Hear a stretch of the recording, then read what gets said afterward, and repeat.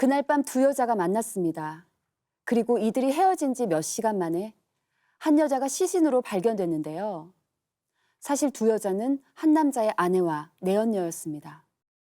2015년 1월 22일 새벽 5시 11분경이었습니다. 한 남자가 한 여성을 업고 병원 응급실로 뛰어들어옵니다. 응급실 의료진들의 말에 따르면 그 당시에 이 여성은 심정지 상태였다고 합니다. 40분간 심폐소생술을 했는데도 불구하고 심정지가 유지돼서 사망을 진단하게 됩니다. 경찰이 출동해서 조사를 진행을 했는데요. 사망한 여성은 최지은 씨였고요. 최 씨를 업고 온 남자는 그녀의 남편 박영우 씨였습니다. 당시 남편 박 씨는 이제 술을 마시고 이제 늦은 새벽에 귀가를 했더니 이제 아내 최 씨가 방 안에 쓰러져 있었다 이렇게 진술을 했습니다. 이 남편이 늦게까지 술을 마셨다고 했잖아요. 병원까지 굳이 그 무거운 성인 여성을 등에 업고 왔다는 게 오히려 시간을 지연시켰을 것 같고 빨리 응급실에 가려면 119에 신고해서 앰뷸런스를 타고 오지 않나요? 남편은 이제 쓰러진 아내를 발견하고 119가 아닌 자신의 지인한테 전화를 걸었습니다. 지인한테요? 병원에 들어올 때도 그 지인의 차로 이동했고요. 그 지인이 만약에 뭐 유 교수님만큼이나 유명하신 의사면 좀 이해가 될까? 좀 이상하지 않나요? 아무리 유명한 의사라고 하더라도 그분한테 전화하시면 안 돼요. 119에 전화하셔야 돼요. 남편 박 씨의 전화를 받은 지인이 사실은 김수민이라는 여자였어요. 그러니까 두 사람은 박 씨가 집에 들어가기 직전까지 함께 있었다고 합니다. 네? 근데 잠깐만요. 그 유부남이잖아요. 네. 근데 그 늦은 시간까지 여자랑 함께 있었다. 이거 갈수록 좀 더 이상한데요? 예, 사실 이 두 사람은 내연 관계였습니다. 그럴 줄 알았어요. 예. 네. 같이 이동한 거죠? 그 내연녀가? 맞습니다. 야. 이게 그 병원에 도착하기 전에 두 사람의 행적인데요. 네. 남편 박 씨가 쓰러진 최 씨를 발견한 지 약 28분이 지나고서야 병원으로 향했던 겁니다. 네, 검시관님께서는 당시에 현장에 직접 출동하셨는데 당시 상황이 어땠어요? 2015년 1월 20일 새벽 5시쯤 신고가 들어오자마자 병원으로 출동을 하였는데요. 이분 같은 경우는 얼굴에 피가 묻어 있었는데 이건 의료진이 심폐소생술을 하다가 코나 입에서 난 것으로 보였고요. 자세히 보면 입술 안쪽 점막 부분의 색이 유독 진하다는 걸 확인하실 수 있습니다. 이건 보통 사후 건조의 가능성으로 볼 수 있는 부분인데요. 이분 같은 경우는 다른 사후 현상을 종합해 봤을 때 사망한 지가 얼마 되지 않았습니다. 그럼 이 시신의 입술 건조가 저 정도로 진행되지 않는 게 일반적인 상식이거든요. 최 씨의 입술은 제 경험상 뭔가에 데인 듯한 느낌, 일반적으로 말하는 화학적 화상이나 부식성 변화로 보였습니다. 네. 제가 형사님들께 뭔가 이상하다, 자살인지 타살인지 현장에서 직접 확인해 봐야 한다고 하면서 빨리 집에 가야 한다고 요청을 드렸습니다. 도착해보니 어떻던가요? 오. 방에는 소주병 하나가 덩그러니 놓여 있었습니다. 술이 반절 정도 남아 있었는데 성분 감정 의뢰를 보냈고요. 또한 방 안에 있던 이불을 들춰봤더니 베개 끄트머리에 묻은 피가 살짝 보였습니다. 베개를 깨물면서 피를 토한 것 같았습니다. 이빨 자국 있네. 그럼 부검도 해봐야 되는 거 아닌가요? 부검할 때 보니까 위 점막에 출혈이 있고 녹색 빛으로 변해 있더라고요. 위를 절개하는 순간 시큼한 냄새도 훅 올라왔습니다. 원래 그 청산 관련 그 물질이 액체가 되면 알칼리성을 띠어요. 그래서 점막 같은 게 탄 듯이 이렇게 데이는 거죠? 데이는 거예요. 이게 싹 그래서 타는 피가 거구나. 나오는 거고 아, 네. 그 냄새는 이제 그 산이랑 섞이면서 청산이 이렇게 뿜어져 나오는 냄새가 약간 복숭아 씨. 이거 경험이 있는 사람만 알 수 있는 거예요. 네, 네. 정밀 검사 결과에서도 청산가리가 검출이 되었습니다. 아, 맞구나. 그리고 집안에서 발견된 소주병이 있었잖아요. 그 소주병에 남아있던 소주에서도 청산가리가 검출되었습니다. 경찰 조사가 시작되자 이 남편 박 씨와 이 내연녀 김 씨는 최 씨가 청산가리를 먹고 자살한 것 같다 이렇게 주장을 했는데요. 바람난 남편이랑 내연녀 말인데 이걸 어떻게 믿습니까? 근데 궁금한 게 이 대체 박 씨와 이 내연녀가 어떻게 만난 건가요? 이 두 사람은 2014년 2월경에 네. 초등학교 동창회에서 만났습니다. 어. 약 한 달 뒤에 두 사람은 내연 관계가 되기 시작했는데요. 그런데 막상 내연 관계가 시작되자 박 씨보다 내연녀 김 씨가 더 적극적이었다고 하는데요. 2014년 9월 박 씨의 아내 최 씨에게 두 사람의 내연 관계를 알리기로 결심하고 실행에 옮깁니다. 그렇죠. 이 내연녀 김 씨는 이 박 씨와 둘이 있을 때 이 아내 최 씨와 통화 중인 박 씨한테 자꾸 일부러 말을 겁니다. 목소리 그래서 이 외도 사실을 알게끔 눈치채게끔 하려고 했던 거죠. 진짜 못돼 처먹은 거죠. 어딜 맞아요. 감히. 예. 야, 너무 뻔뻔한 것 같은데요? 하지만 가정을 지키기로 결심한 최 씨는 결국 남편을 용서하고 다시는 내연녀 김 씨와 만나지 않겠다는 약속을 받아냈습니다. 그날 저녁 박 씨는 김 씨에게 이별을 통보했고요. 문제는 김 씨였습니다. 박 씨의 이별 메시지를 받은 내연녀 김 씨가 격분합니다. 네, 김 씨는 이제 박 씨와 함께 다녀온 해외여행 사진이라든지 이 박 씨의 알몸 사진 이런 것들을 이 최 씨의 휴대폰으로 전송을 하고요. 내연녀 김 씨가 부부의 집 근처로 찾아가서 직접 아내 최 씨를 만났어요. 왜 만나? 나는 당신 남편과 헤어질 수 없다는 억지를 쓰고는 그날 밤 자살소송까지 벌여요. 이거 약간 쇼 아닙니까? 자살도 쇼 아니에요? 네, 그런데 이 여자 포기를 못 합니다. 김 씨의 어머니가 이제 박 씨를 찾아와서는 박 씨의 아이를 또 임신했다 낙태한 그런 적도 있으니까 다 책임져라 이런 식으로 얘기를 했다는 미쳤네, 거예요. 진짜. 결국은 아내 최 씨가 마지막 수단으로 내연녀 김 씨에게 돈을 보냅니다. 네? 살던 집을 담보로 대출받은 3억 5천만 원을 계좌로 송금했어요. 보통의 금액 같아요. 차라리 그 돈 가져가고 제발 떨어져만 나가라. 집요하게 버티던 이 내연녀도 앞으로는 더 이상 문제를 삼지 않겠다는 합의서에 이제 서명을 합니다. 그래서 일견 끝나는 걸로 보였어요. 아내 입장에서는 왜 여기에 동의했는지가 궁금해요. 네, 딸 때문이었습니다. 결혼 7년 만에 이제 시험관 시술로 어렵게 낳은 딸이었거든요. 당시 초등학생이었던 이 어린 딸을 위해서라면 뭐 아무리 고통스럽더라도 어떻게 해서든 이 가정을 유지하려고 했던 거죠. 이 박 씨하고 내연녀가 이제 둘이서 최 씨가 자살하려고 한 것 네. 같다 이런 말을 했었잖아요. 그렇게 어렵게 딸을 낳은 사람이 자살하겠습니까? 저는 자살이라고는 추호도 생각하지 않고요. 남편 박 씨거나 내연녀 김 씨거나 범인은 둘 중 하나일 것 같습니다. 혹은 두 사람이구나. 아내 최 씨가 사망하기 전 마지막으로 만났던 사람이 누굴까요? 내연녀인가요? 남편의 내연녀 김 씨였습니다.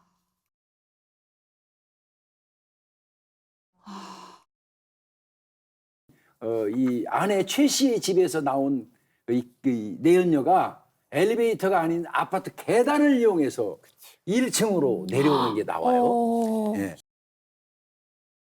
왜 그랬냐고 물어봤더니 폐소공포증이 있다고 그랬어요. 근데 사실 사건 당일에도 이제 김 씨가 엘리베이터를 타고 내리는 장면이 여러 번 이제 CCTV에 찍히거든요. 거짓말이네요, 그럼. 거짓말이네요, 그럼. 내연녀 김 씨는 박 씨와 함께 아내 최 씨를 병원에 데려다 준 후 일체 연락이 되지 않았습니다.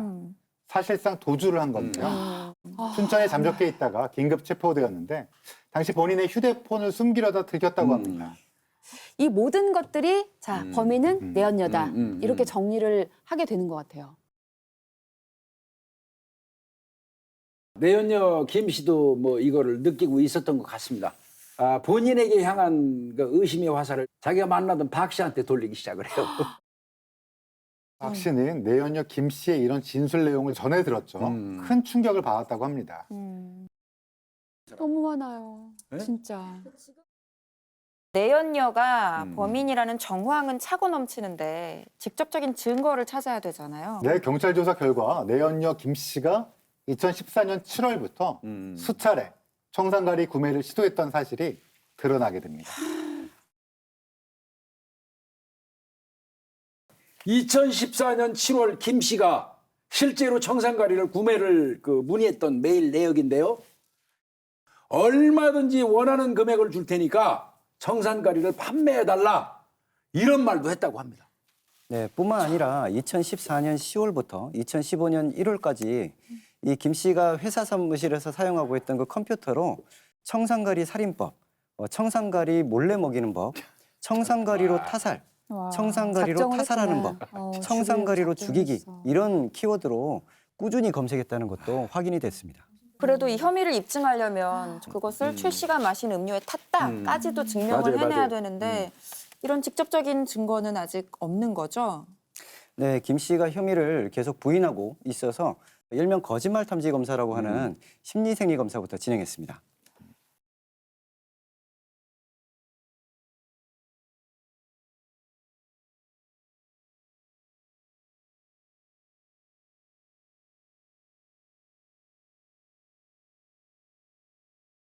그 당시 소주에 청산가리를 넣은 사람은 당신입니까? 아니요. 당신은 이 사건 발생 이전에 청산가리를 구한 사실이 있습니까? 아니요. 두 개 검사에서 모두 다 거짓 반응이 아주 명확하게 나왔습니다. 내연녀 김 씨가 이제 청산가리를 구한 사실도 이제 확인이 됐고, 그리고 청산가리를 이제 소주에 탄 사람도 김 씨라는 것이 다 확인이 됐죠. 당신이 소주에 청산가리를 탄 장소는 아파트 계단입니까? 아니요. 당신의 집입니까? 아니요. 아파트 옥상입니까? 아니요. 피해자의 집입니까? 아니요. 당신의 차 안입니까? 아니요. 지금 보시는 이제 주황색 그래프가 이제 그 피부 전기 반응인데요. 이제 땀의 분비량이라고 보시면 됩니다. 5번 구간에서 크게 증가하는 걸 볼 수가 있죠. 네네. 그러니까 차 안에서 소주에다가 청산가리를 탔을 가능성이 아주 농후한 거죠. 그날 최 씨와 술자리는 어떻게 마무리가 되었나요? 이제 집에 가려고 상을 제가 치우려고 이렇게 들었는데 최 씨가 아니 자기가 하겠다고 그래요. 그리고 이제 그거를 제가 헹구고 옆에 두고 그 뭐지? 행주로 닦아서 옆에다가 두고 이제 나 갈게요. 이렇게 그랬었던. 헤매기 이상해요. 네. 저도 기억에 좀 오래 남는 사건인데요. 네. 가장 결정적인 거짓의 행동 신호는 바로 인지부화 반응이었습니다. 인지부화가 발생하게 되면 말이 자연스럽게 이어지지 않고 중간에 끊어지거나 갑자기 쉬어가는 구간이 발생하는데요. 네. 만약 피해자의 영혼이 지금 당신 앞에 앉아 있다면 어떤 대화를 나눌 것 같으세요? 너 안 죽였잖아. 나 집에 갈 때 너 소파에 앉아 있었잖아. 근데 내가 너 죽였대. 그러니까 네가 나 좀 풀어줘.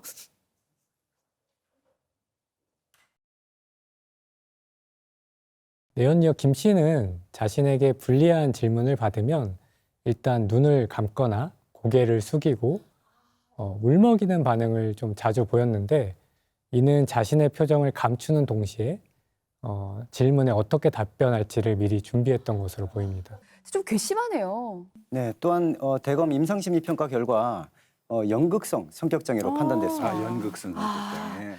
이 내연녀 너무 피곤해요. 계속 듣다 보니까 너무 저도 그 피곤해요. 얘기하려고 했어요. 너무 피곤해요. 피로감이 쌓일 네. 정도로 본인이 막 그냥 계속 쇼를 하고 사는 거네요. 본인도 힘들 것 같은데요. 이런 악질의 여자를 그 아내 최 씨는 사건이 일어난 날에 어떻게 만나고 집에까지 들이게 된 거죠?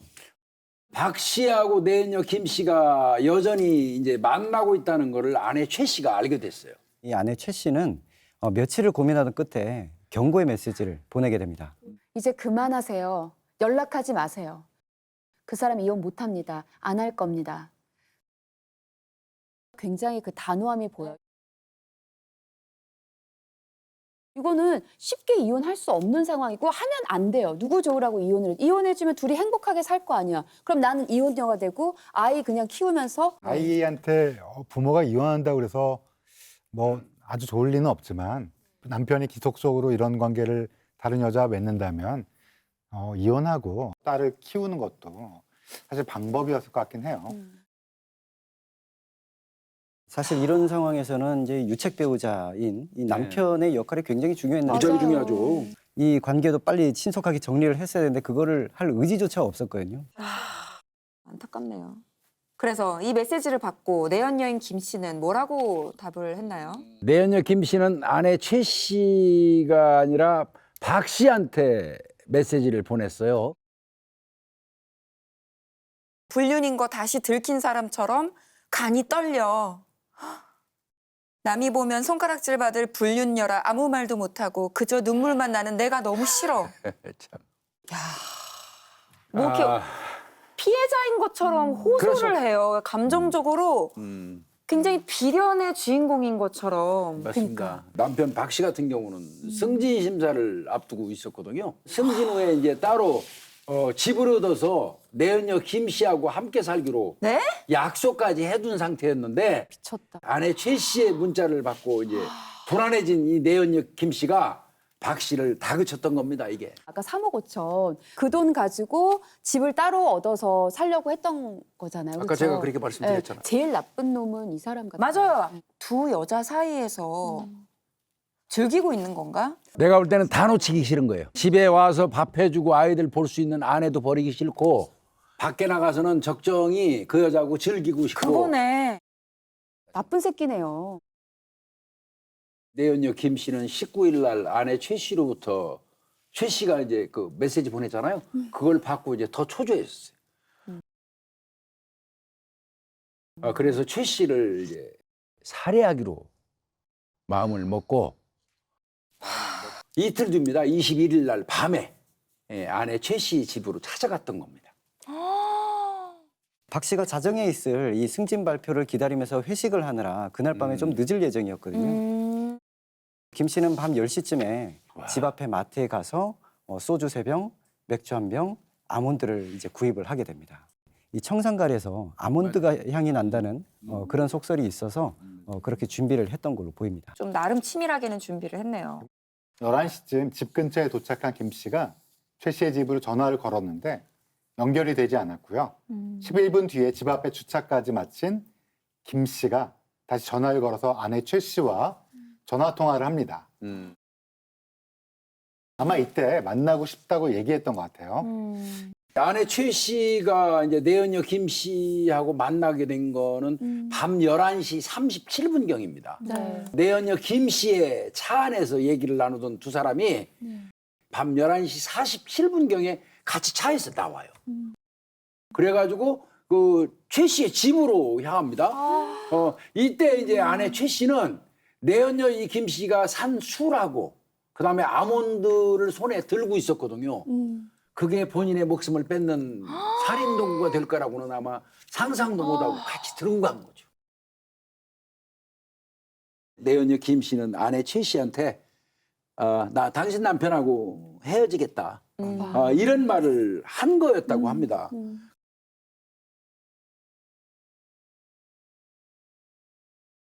이 내연녀는 정말 아주 천벌받을 나쁜 사람이에요. 그렇게 그러니까 죽이려고 그렇게 연기를 한 거잖아요. 내연녀 김 씨가 이런 미신을 또 엄청나게 맹신하는 그런 사람이었던 것 같습니다. 사건 당일에 이제 박 씨를 저 병원에 태워다 주고는 본인은 이제 춘천으로 내려가서 잠적했었다고 했잖아요. 춘천에 그 이 무당의 법당이 있어요. 그래서 춘천으로 간 겁니다. 사건 당일 그 오후에 뭐 자기 어머니랑 이 법당에 가가지고 아내 최 씨의 극락왕생을 빌어주는 진흙이 굿을 했는데 비용이 773만 원 정도 들었다고 해요. 그런 굿에다가 수백만 원을 쓴 거는 결국 본인도 두려웠던 거잖아요. 그렇죠? 그렇게 두렵고 가슴 떨릴 짓을 왜 했냐는 거죠. 애초에 그럼 하지 말았어야죠. 맞아요. 그래서 내연녀 김 씨는 어떤 처벌을 받게 됐나요? 예, 1심에서는 살인 혐의로 징역 25년형이 선고가 됐는데요. 2심에서는 형이 오히려 늘었습니다. 늘어야죠. 무기징역 선고됐습니다. 그리고 3심에서 형이 확정됐습니다. 그래서 이 무기징역. 사람은 무기징역형을 받고 지금 수감 중에 있습니다. 참 다른 걸 다 떠나서 이제 남겨진 딸이 그쵸. 사실 제일 마음이 걸립니다. 어쨌든 가정을 지키려고 최선을 다했던 엄마의 마음을 아마 딸이 뭐 제일 잘 알고 있겠죠. 사실 이런 판결이 위로가 될 것 같진 않아요. 예. 어쨌든 안타깝습니다. 예. 저는 아까 뭐 서두에 한번 말씀드렸는데 제가 볼 때는 딸, 뭐 가족, 그다음에 여러 가지 그 환경적인, 가정적인 요건, 뭐 이런 거를 저 복합적으로 고려해서 끝까지 참고 돈까지 적으면서 그냥 남편을 그대로 보존하고자 했다는데 이거는 저는 아니라고 봅니다. 부부간에도요 신뢰가 깨지면 같이 살 수 없는 겁니다. 근데 그거를 용인하고 억지로 잡으려고 한 건 그 허상을 잡은 거거든요. 그게 결국 내 목숨을 앗아가는 그런 그 결과가 발생한 거라 저는 파경이 났거나 파탄이 났거나 어떤 사유로건 그런데 더더군다나 뭐 외도에 의해서 뭐 이런 게 있다면 글쎄 과연 그 살을 필요 있을까 이런 생각도 들기도 해요. 이 최 씨가 더없이 사랑했던 끝까지 지켜주고자 했던 이 어린 딸이 엄마 최 씨의 무덤에 이런 묘비명을 남겼다고 합니다. 1초라도 더 보고 싶은 엄마 사랑해요 라고 남겼대요. 아유. 네, 스모킹건 오늘은 여기서 마치겠습니다.